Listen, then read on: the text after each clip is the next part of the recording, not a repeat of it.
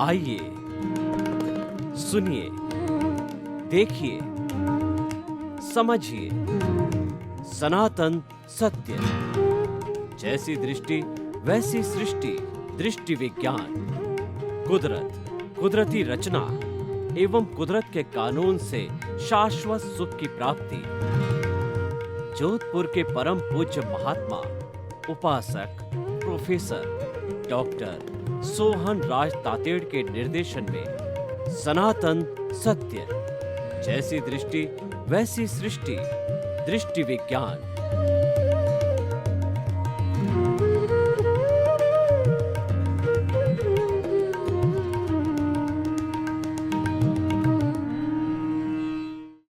भाइयों और बहनों, मातृशक्ति को नमन।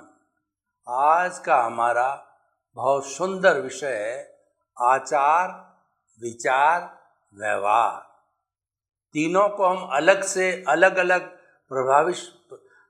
परिभाषित करेंगे और फिर तीनों का आपस में क्या को रिलेशंस है और तीनों मिलकर के कैसे होलिस्टिक होते हैं, ये आपको बताएंगे। सबसे पहले हम विचार को लेते हैं, क्योंकि विचार से आचार आता है और आचार से व्यवहार बनता है। पूरा इस तरीके से जो है ये सर्किट है। पहले भाव, जैसा भाव वैसा विचार, जैसा विचार वैसा आचार, जैसा आचार वैसा व्यवहार, जैसा व्यवहार वैसा व्यक्तित्व। ये एक पूरा होलिस्टिक जो है सर्किट है। तो हम भावों से चलेंगे, क्योंकि भाव गंगोत्री है। शिव जी की जटा में से जब जो है वह भगीरथ, जो कि भगवान राम के पूर्वज थे, उन्होंने खूब तपस्या की हरिद्वार में और शिव जी को प्रसन्न कर कहा कि आपकी जटा के अंदर जो गंगा है उसको जो है आप धरती पर बहावें और धरती पे बहा करके लोगों का जितना भी पाप है वो धोने की कृपा करें, गंगा को बहाएं। तो उनकी साधना से प्रसन्न होकर के भगवान शिव ने अपनी जटा में से गंगा को हरिद्वार में से बहाया और वो गंगोत्री बन गई। तो हमें भी उस गंगोत्री तक पहुंचना है। गंगोत्री कहाँ है कि हमारा जो पूरा शरीर है, उस शरीर में हमारी आत्मा सर्वत्र व्याप्त है और शरीर के बाहर बिल्कुल नहीं है।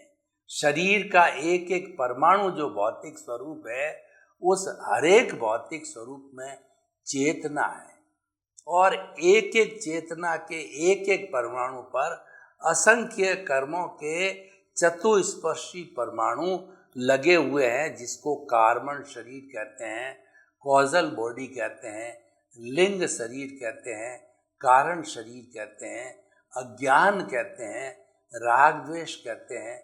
बहुत से अलग अलग धर्मों के अलग अलग नाम हैं। तो मुख्य गंगोत्री ये है, क्योंकि आत्मा तो मुक्त स्वरूप है, वो तो मोक्ष में जाने वाली है। मूल स्वरूप में सभी प्राणियों में एक सा आत्मा विराजमान है। विविधता अलग अलग कर्मों के कारण है और वो कारण बनता है कारण शरीर। Without the cause there is no effect at all. कारण के बिना कार्य नहीं होता है। This is the law of the nature. तो हमारा ये कारण शरीर है। जब ये स्थूल शरीर बना है या सूक्ष्म शरीर के अंदर कहिए तेजस शरीर है, सारी व्यवस्थाएं जो है इस कारण शरीर के कारण होती है। आत्मा होता है, पुनर्जन्म होता है, पुण्य पाप होता है और हे होता है, उपादेय होता है, संवर होती है, निर्जरा होती है और मुक्ति की बात चलती है। आत्मा है तो सारी बातें होती है, आत्मा नहीं है तो ये जड़ तत्व उसको जला दिया जाता है, अकेले जड़ का कोई मोल नहीं है। अकेली आत्मा का भी जो है मोक्ष में तो रोल है और वहीं पे अकेली रह सकती है, वरना एब्सोल्यूट जो शुद्ध आत्मा है वो अकेली कहीं सिवाय मोक्ष के रह नहीं सकती है। जहाँ भी रहेगी वो बॉन्डेड रहेगी, कॉजल बॉडी से जुड़ी रहेगी। तो हमारी गंगोत्री है कॉजल बॉडी और आत्मा, ये दोनों फेविकॉल से चिपके हुए होते हैं और दोनों के बीच में मल्ल युद्ध चलता रहता है। जब हमारा जो है कहना चाहिए भाव है वो मनोरंजन की तरफ जाता है, तब जो है ये शरीर का सारा जो उदय और प्रारब्ध होता है। और जब आत्मरंजन की तरफ भाव जाता है तो उस समय क्षोभसम होता है। क्षोभसम में आत्मा का जो विचार आता है और उदय प्रारब्ध आता है, वह जो है मनोरंजन में आता है। तो जैसे जैसे हमारे कर्म छूटते जाते हैं कॉजल बॉडी से कहिए आत्मा से, तो छूटने के बाद के अंदर इन दोनों से बाहर निकल के वो एक अध्यवसाय बनाते हैं।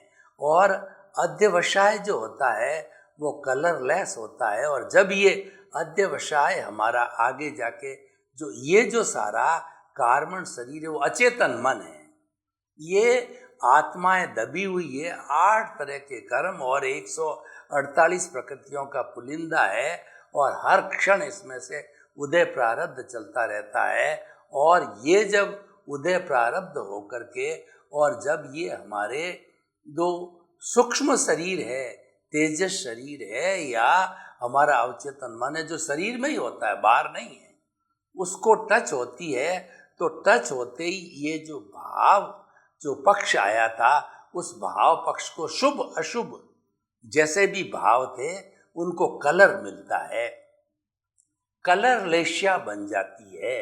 लेशियाएं 6 तरह की होती है।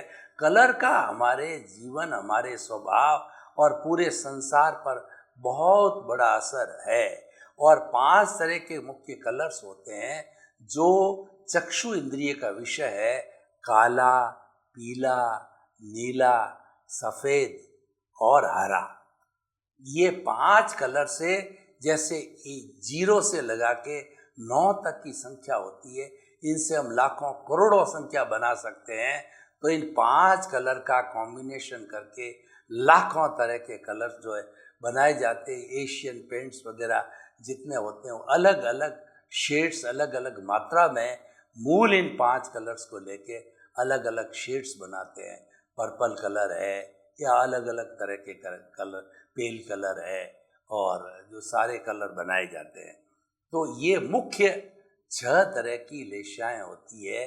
3 शुभ होती है, यानी शुभ भाव आते हैं उसको शुभ लेशिया कहते हैं, अशुभ भाव होते हैं वो अशुभ लेशिया कहते हैं। जैसा उदय और प्रारब्ध है, अशुभ भाव के अंदर जो लेशियाएं होती है डार्क कलर की होती है और जो है वो डल होती है, जैसे कि कृष्ण लेशिया, नील लेशिया और कापोत लेशिया। कृष्ण लेशिया होती है वह एकदम काली जो अमावस्या की रात की तरह जो है डल कलर की होती है। और कृष्ण लेशिया कब बनती है? जब बहुत बड़ी हिंसा के भाव का उदय होता है, पंचेंद्रिय वध का हो गया और जो कहिए जो जो महा जो है अति परिग्रह, अति आरंभ, अति समारंभ, ऐसी स्थिति के जो हमने कर्म अर्जन किए थे जब वो उदय में आते हैं तो कृष्ण लेशिया होती है। नील लेशिया उससे थोड़ी डाइल्यूट होती है, वो है झूठ के, कपट के, हिंसा के और धोखाधड़ी के विचार होते हैं, वो लेशिया हमारी कहलाती है नील लेशिया। और उससे भी हल्की होती है वो एक कापोत लेशिया होती है। तो कापोत लेशिया जो है वह और कम हिंसा के भाव आते हैं, किसी के प्रति ईर्ष्या करना, द्वेष करना और किसी के प्रति जलन रखना और किसी के प्रति बुरा सोचना। तो ये कृष्ण, नील, कापोत तीनों लेशिया जैसे जैसे हमारे उदय प्रारब्ध आता है वैसे वैसे कलर वाली लेशिया बनती है। और जब आत्मा का विकास होता है, क्षोभसम होता है, शुभ भाव आते हैं। तो शुभ लेशाएं बनती है। ये शुभ लेशाएं जो है वो तेजो पद्म और शुक्ल लेशा। तेजो है चमकता हुआ ब्राइट, जो है वो पिंक कलर होता है, ये हमको शांति प्रदान करती है। पूरे जीवन के अंदर वो बहुत बड़ी शांति आती है। और पद्म लेशा होती है, यह चमकता हुआ पीला हल्दी का कलर है।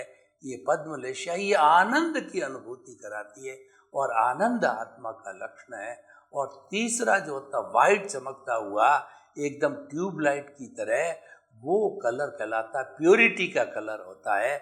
और ये प्योरिटी का कलर और ऐसी लेशाएं लंबे समय तक रहती है, तो मान के चलना चाहिए कि जीव ये जल्दी मुक्ति जाने वाला है। ये प्योरिटी, ये जो प्योरिटी की संज्ञा है, और ये जो है हमें मुक्ति की ओर ले जाती है। तो ये 3 शुभ भाव 3 अशुभ भाव, जैसे जैसा उदय प्रारब्ध जाकर के हमारे तेजस शरीर अवचेतन मन से टच होता है, और ये भाव इनके साथ में जो है हमारा ग्रंथि तंत्र एंडोक्राइन ग्लैंड्स होती है, वो जुड़ी हुई रहती है। यानी अब हमारा जो है ये स्थूल शरीर कहिए या चेतन मन कहिए, उसके दायरे में घुसता हूँ, तो एंडोक्राइन ग्लैंड्स जो है हमारे जैसे जैसे शुभ अशुभ भावों के वाइब्रेशंस होते हैं, वो हमारा चित्त जो कि स्थूल शरीर पे काम करता है, स्थूल शरीर का मालिक है, उसकी आज्ञा से जो है, और सारा जो चेतन मन की आज्ञा से, ये एंडोक्राइन ग्लैंड्स के अंदर वो हमारे वाइब्रेशंस के भाव आते हैं। तो एंडोक्राइन डक्टलेस होती है, वो इन भावों को, वाइब्रेशंस को लिक्विड के अंदर बदल देती है। एंडोक्राइन ग्लैंड्स का बहुत बड़ा रोल होता है, जो इस स्थूल शरीर पे काम करती है। और जितना ब्लड सर्कुलेशन पूरे बॉडी के अंदर जाता है, वो इन एंडोक्राइन ग्लैंड्स डक्टलेस से जुड़े रहता है। उनके छेद नहीं होता है, लेकिन फिर भी पूरा सिस्टम है कि जैसा जैसा लिक्विड, जैसे जैसे हार्मोन्स शुभ अशुभ भावों के ब्लड के साथ मिल जाते हैं, उस पर चित्त काम करता है, मन करता है, बुद्धि करता है, अहंकार करता है, प्रोसेसिंग फैक्ट्री है पूरी जो है हमारी प्रतिष्ठित आत्मा का काम करती है, और वो वैसा का वैसा विचार बन जाता है। अब देखिए हमारा विषय अब चालू हो रहा है कि भावों से विचार बन गए। विचार होता है मन का विषय होता है। मन 3 तरह के काम करता है। अगर वह वर्तमान में रहता है तो वह चिंतन करता है, विचार बनाता है। और अगर वह भूत के अंदर चला जाए तो भूत की कल्पना करता है, भविष्य में चला जाए तो वह भविष्य की कल्पना करता है, भूत में चला जाए तो भूत की स्मृति करता है। ये सारा कार्य जो है मन का होता है, विचारों का। और मन जो है उन विचारों को बुद्धि को देती है, बुद्धि जो है वह चित्त को देती, चित्त है वो विजुलाइज करता है, कैमरा है, जो पैम्पलेट्स मन से आए थे वह चित्त उसके फोटो खींचता है। जैसे कि हमारा इलेक्शन होता है और 4-5 पार्टी के लोगों के पैम्पलेट्स होते हैं, वो मन ने बुद्धि को दिए, बुद्धि ने जो चित्त को दे दिए, चित्त ने फोटो खींच ली, और वो सारे हमारे अहंकार के पास में जाता है। अहंकार राष्ट्रपति का काम करता है, बुद्धि है प्रधानमंत्री की काम करती है।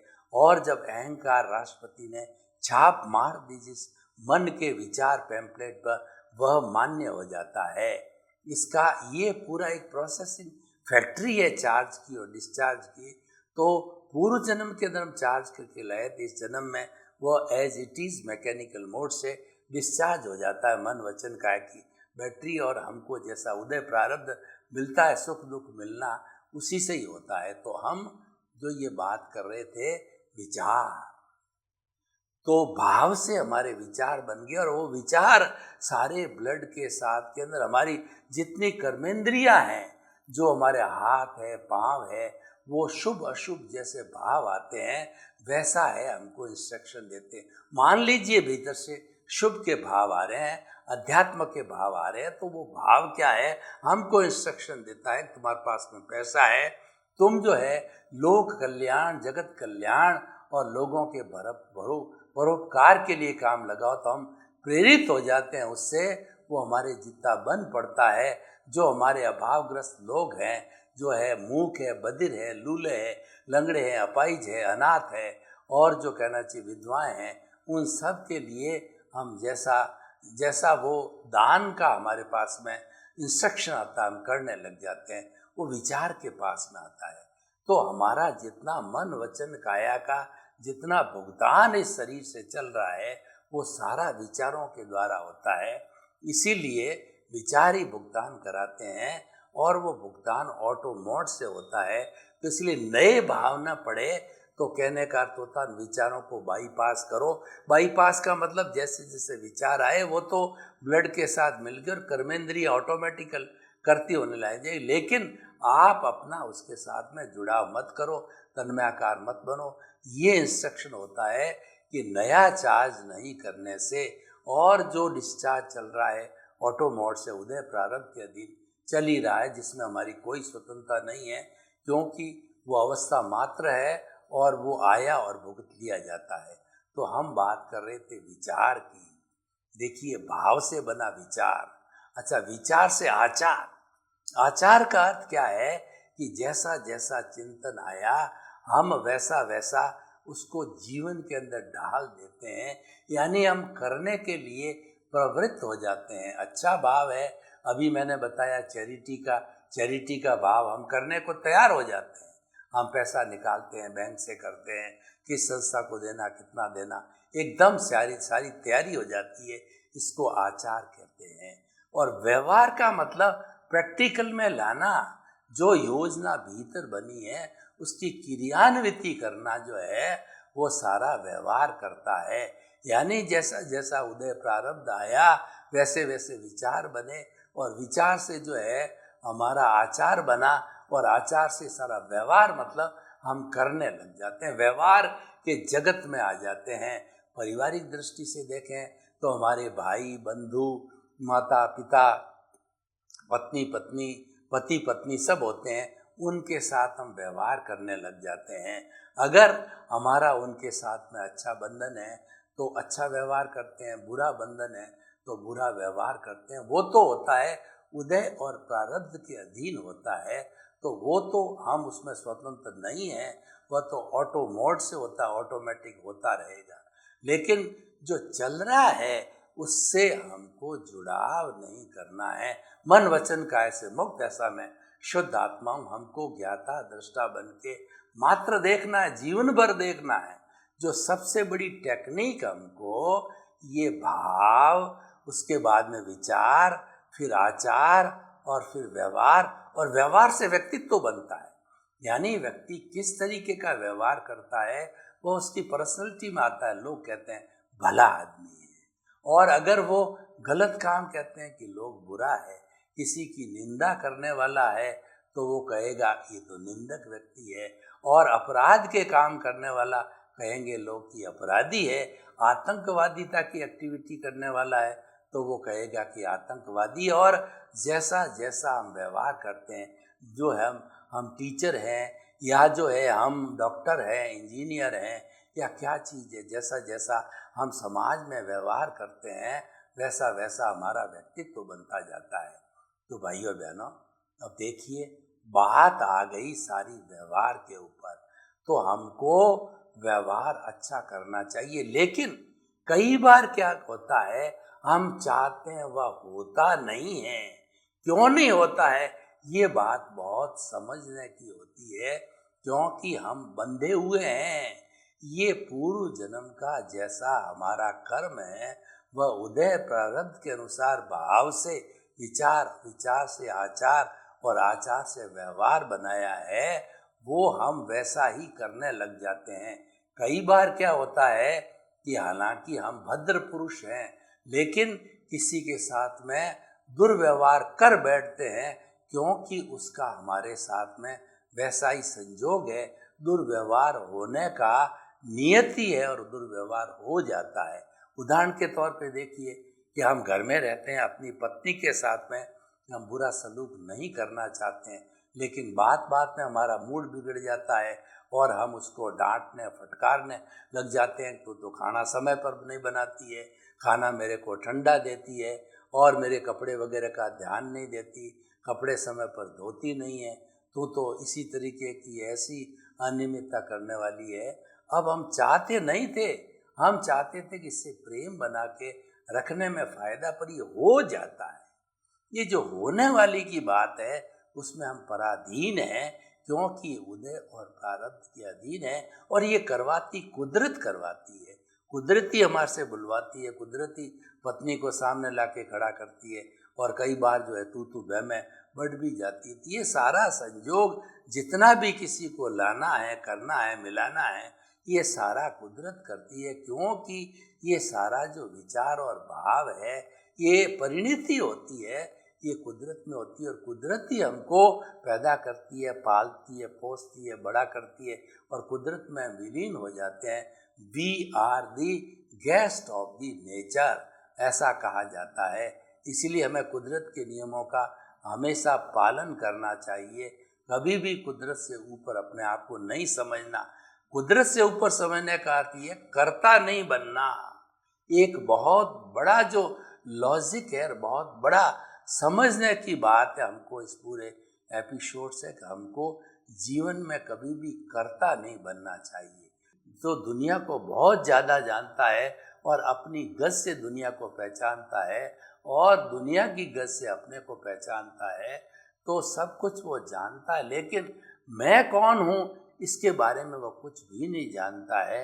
यह खोज करनी जीवन का सबसे बड़ा लक्ष्य, सबसे बड़ा कार्य होता है। और जो व्यक्ति अपनी खोज कर लेता है कि मैं तो शुद्ध आत्मा स्वरूप में हूँ, और मैं तो ज्ञाता हूँ, दृष्टा हूँ, मैं जो है वो अनंत ज्ञान, अनंत दर्शन, अनंत शक्ति और अनंत सुख का धाम हूँ, चारों तरफ आनंद ही आनंद मेरे।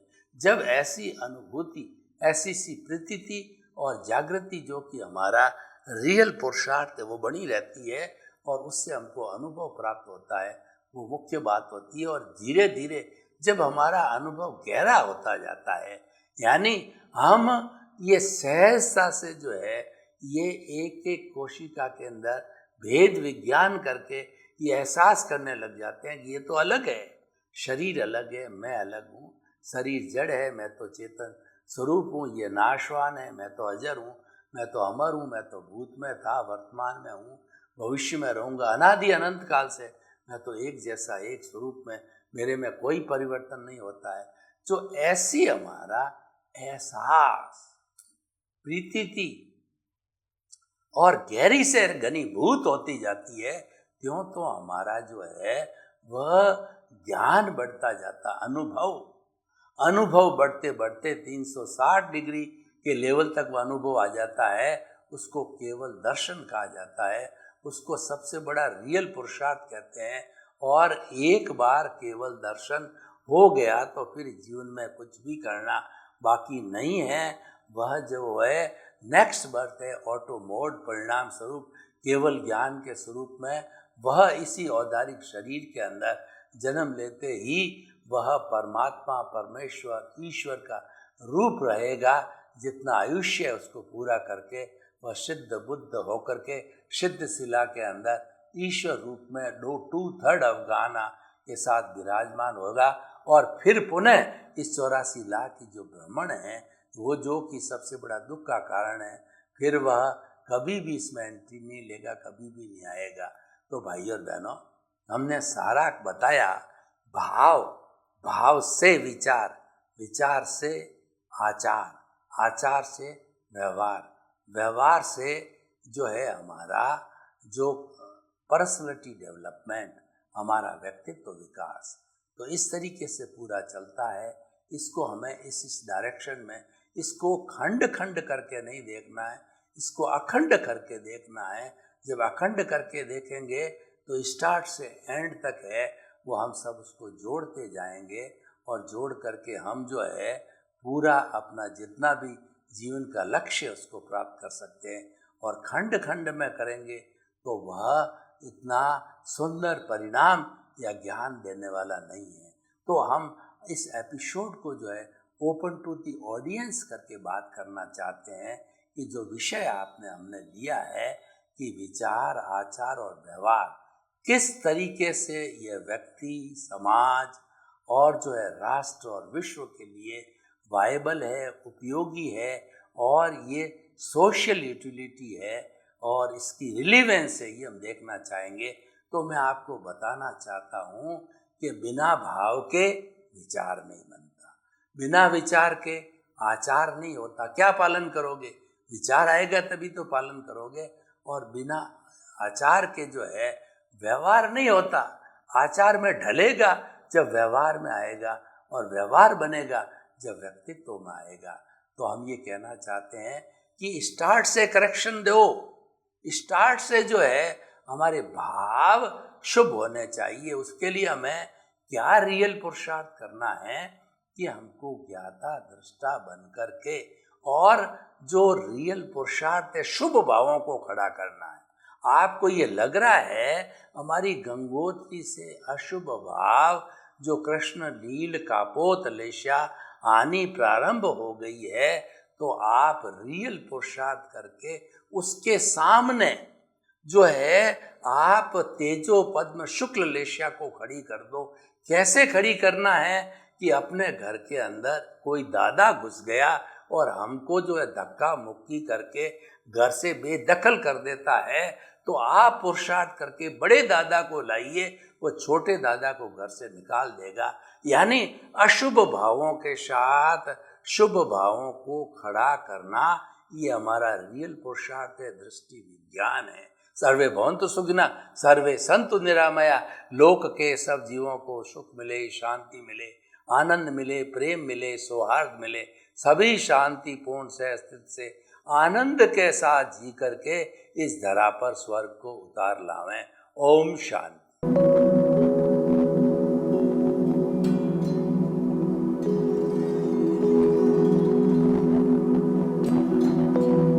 एक ऐसा अंतर्राष्ट्रीय ख्याति प्राप्त मानव जो गुरु प्रेरणा से पिछले 20 वर्षों से वानप्रस्थ जीवन जीते हुए 24 घंटे मानवता की सेवा में संलग्न है।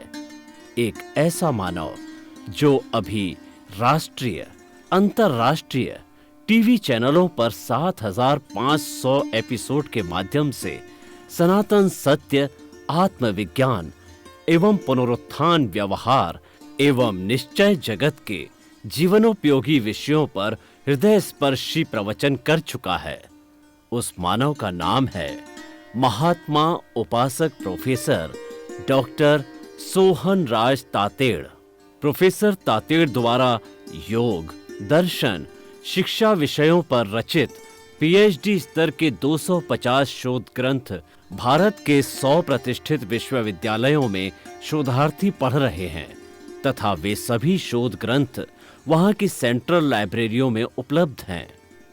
महात्मा सोहन राज ने अभी तक हजारों स्कूलों, कॉलेजों, विश्वविद्यालयों एवं संस्थाओं में सेमिनार, वर्कशॉप, कैंप लगाकर लाखों विद्यार्थियों को योग, दर्शन, शिक्षा का प्रशिक्षण देकर उन्हें सुसंस्कारित किया।